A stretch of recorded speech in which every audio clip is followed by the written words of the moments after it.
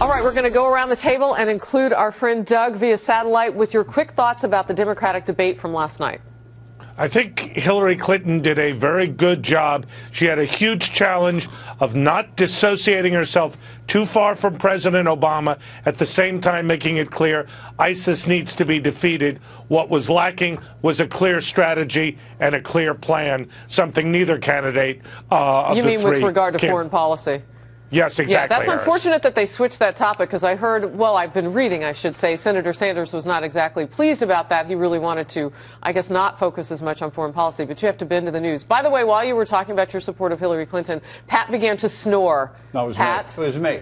I snored, and I didn't mean to diss Doug. But on Hillary, I think at a time when the country needs to be called together to a higher purpose in this now beginning war, for her to punt last night, refuse to use the term radical Islam, to say this isn't America's war, she's not the leader that the country's looking for. Let me say this. Look, she managed to lose a sparring practice with two midgets politically. I mean, really. I mean, that's how bad she was last night, I thought. And with a moderator who keeps not getting the right questions out there quite, and yet then gets praised because he's so cool. I'm just so tired of this crap. But let me just go to the real heart of this. We face a major crisis tomorrow in the next few days. The Democratic Party, and I lived through this. I lived through it in the early 70s, and we had to fight it in 76. The perception that the Democratic Party is soft on security and weak on terrorism exists. This thing about I will not call it Islam. Oh, and by the way, if you call it radical Islam, you're therefore attacking every Muslim in America and the world, which is just crazy.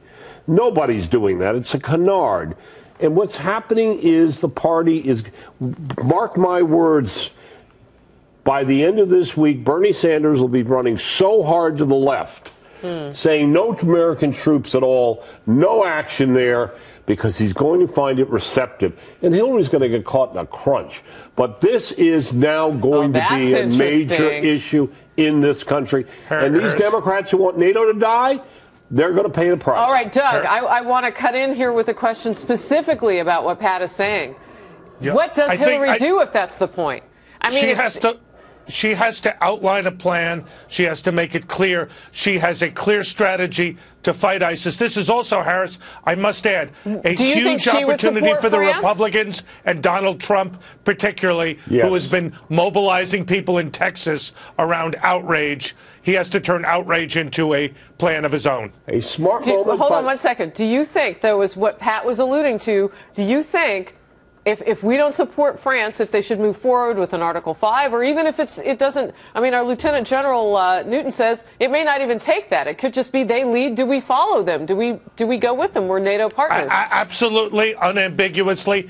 And Hillary Clinton and the Democrats have to do that. Pat is 100% right about the Democrats and what needs to be done. They don't like alliances. This president wants us out of these alliances. And if he gets his wish in this, that we bring down NATO, who is going to be happy? NATO was formed to stop Putin's going to be happy. The Soviet happy. Union. Yeah, this president has got a moment in which he could sink his party for a long, long time, and Hillary Clinton is going to learn she better find herself a backbone to actually take a position and stand for it and fight for it. She hasn't yet in this election. All right.